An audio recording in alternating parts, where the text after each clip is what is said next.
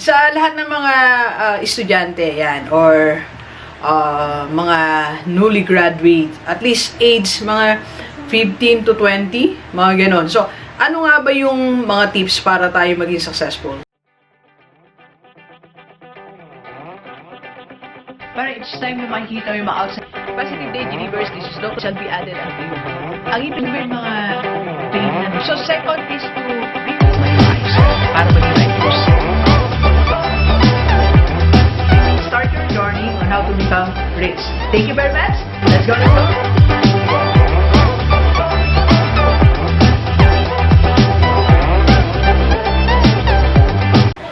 Alright, so positive day delivers. This is Dr. Gigi Disunga from My Change Project. Magandang umaga sa lahat ng delivers natin. And so first time po tayo panood sa YouTube channel. Thank you very much. Please subscribe. Click na po yan, Dr. Gigi Disunga. And sa lahat na gustong magpa-code sa atin, online muna tayo. And if you want to start, advertise, or improve your business, message ka lang 0939-525-4311 or sa aking FB page, Dr. Gigi Disunga. And by the way, if you want to sponsor my FB page live every 11 AM po yan. So, message lang kayo, okay? So, para ma-advertise po yung business. Alright, okay. So, ito isang tanong na marami nagtatanong, baka nagtatampo na sila eh. Sagutin natin. Sa lahat ng mga estudyante yan, or mga newly graduate, at least age mga 15 to 20, mga ganon. So, ano nga ba yung mga tips para tayo maging successful? So, para bilisan natin yung pag-asenso natin or hindi na tayo maghintay ng retirement natin bago tayo munlad. Lagi natin kasi nabibigyan ng advice yung mga age 30, 40, 50. So, ngayon, punta tayo sa age 15 to 20. So, ikaw ay age 15 to 25 siguro. Meron po ba dito nanonood? Comment nga po kayo, 15 ako do, or mas bata sa 15 or hanggang 25. Or kung kayo naman ay 25 pataas o 30, 40 but you have a teenager na anak, pwede nyo po itong i-share. Okay? So, paano sila agad yumaman? Alright, so simulan na natin. Kung ikaw eto ka ngayon, sa ang estudyante, or yun nga, yung edad mo hanggang 25. So, marami naman na tayong pagpipilian. Sabi nga nila, success leaves clue. Madaming clue. Madami tayong pwedeng mga options. Alright, so pakita ko lang sa inyo mga options natin para tayo yumaman. Marami tayong pagpipilian eh. Alam niyo, nung I was in the mga edad nyo, 15, wala pa nung maraming options. Wala. Ang option mo nun para kayo yumaman, mag-abroad. Okay, mga ganon. Mag-aaral ka sa Manila, then magtrabaho ka sa government, ma-permanent ka. Yun yung mga options nung araw eh. Okay, magbenta ka ng mga lupain, mga kalabaw, mga ganun lang yung mga options nung araw. Hindi kagaya ngayon, ang dami nating options, right? So, isa-isayin na natin. Unahin na natin, okay? So, itong SP, ano ba yung Doc D? Ito yung outer space exploration. Ganda natin, sulat natin, okay? Okay.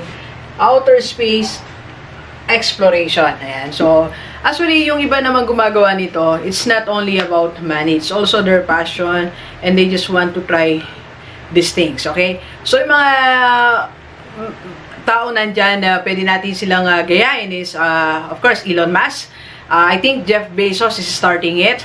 Naveen Jain. So, yun yung mga papunta dun sa mga exploration na yan. So, exploring the, outside the earth. Ano pa ba meron? So, exploring the moon, exploring the outer space. So, you can venture on that. So, if you are into like physics, mga chemistry, and all about that, you are enjoying doing that, calculation, mga formula. So, pwede tayo dyan. You can explore this one area. Right? So, ano din yan? I mean, it's something, it's one unique achievement na pwede natin gawin sa buhay natin. It's either for financial purposes or it's your passion, you want to do it. So, whatever is your reason, ang success naman, sabi ko, if you are here, then you want to reach this. So, pag na-reach mo yan, that's success. Depende sa sinet mong target or goal. Okay? Kaya nga, so, nandito tayo, yun yung success. Okay? So, tatalon tayo. And space or outer space exploration is only one of the many ways, right? So, second naman. Okay? So, second. Ito yung, if you want to go to paper asset. Okay? Kasi bata pa naman kayo, pwede kayo mag-start dito. So, you go to stock market. Okay, so sama-sama na dyan. You want to do mutual funds or all that. So, stock market. So, meron naman tayo mga idol dyan. So, nandiyan si Warren Buffett. Una-una na siya dyan, di ba? So, I don't know what's the year, pero once he was the richest person in the world. So, ngayon nata, I think, pang third. So, not of course, not bad if you go here, if you enjoy doing this, like you can trade, or you can you'll allow other people to do it for you. Basta yung gagawin mo lang is to, to make your portfolio grow. So dumadami yung paper assets mo and all that. So if you love numbers, calculating, projections and all that, so dito ka. Okay? And next is ito. So we have the e-commerce. Ito na. So, e-commerce. So, yan na ngayon. Yung age natin ngayon. Ito na yung era natin. So, nakita natin mga nagtagumpay sa e-commerce. So, number 1 na dyan. So, kasama na natin dyan si Bill Gates, Zuckerberg, Eric Yuan, and marami pa iba. Diba? So, Tay Lopez. So, e-commerce ang kanilang tagumpay. Ang e-commerce naman is anything being done sa online. So, yan ang e-commerce. So, if you want to be like Jeff Bezos, di ba? Jack Ma, yan. Tingnan natin sila malimutan. So, yan yung mga nagpunta talaga sa e-commerce. So, if you want to do the same, kung feel mo talaga the technology will make you successful, yan ang gusto mong paths. So, you love doing all these things. So, okay lang yan. Alright? So, pwede mo silang gayahin. That's e-commerce, one of your options. Alright, so letter C is, I feel like, celebritize. Sorry sa sulat sorry po sa hindi nakakaintindi sa sulat nito. Pasensya na. Okay, pag ganyan kasi, celebritize. Okay, so, or as a celebrity. So, hindi ko lang kung paano, pero, di ba, mga celebrity, isa sa paraan nilang pagyaman. So, if you have the looks, the image, the personality, you can convert that to being like a celebrity. So, pwede yan, okay? So, try to see yourself, imagine yourself na, pwede yata mo din celebrity, you have that voice, you have that acting, you have that look, something like that, okay? So, you go for that, okay? Alright, so, ano pa? Okay, so, dito, magbalik na rin natin. Gusto ko si mauna to. Ang RS is, yan, real estate. Okay, so real estate is just like, yan, Grant Cardone, idol natin, Uncle G. So, if you want to go to real estate, eto, mga big deals na yan, na ginagawa. Pero, mabilis ang pagyaman yan. And sabi ko nga, isa sa mga safest asset na pwede natin bilhin is real estate. Kasi tangible yan, nakikita mo, hindi ka pwedeng malugi. Nakikita mo yung property mo, nakikita mo yung lupa, yung condo, nakikita mo apartment, office space. So, if you want to explore on that, you can go with this. Okay, so paano ba yung gagawin, do? So, you just have to learn the skill on how to sell. You just have to partner with people who are already doing this. Or something like that. Okay? And, unique skill in US. Unique skill. So, ano yung... Yan. So, ano yung skill na meron ka? Ano yung unique sa'yo? Like ito, i-categorize natin dito si Dan Lok. High closer, high ticket closer kasi si Dan Lok. So, that's a unique skill. Or, you can go to yung mga skill natin ngayon like social media manager, copywriter, photography, writing an ebook. So, yeah, kaya nga ako, may mga training ako niyan So, if you want to explore that, you can join my team. So, diyan lang sa aking FB page. Meron akong online skills training. So, yung mga skills, mga unique na, or you can create your website, a logo, or something like that. So, it's something like using your skill to earn money. So that, in the near future, magkaroon ka ng sarili mong agency. As a start, ikaw mo nagagawa. Okay? Then eventually, meron ka ng sarili mong agency.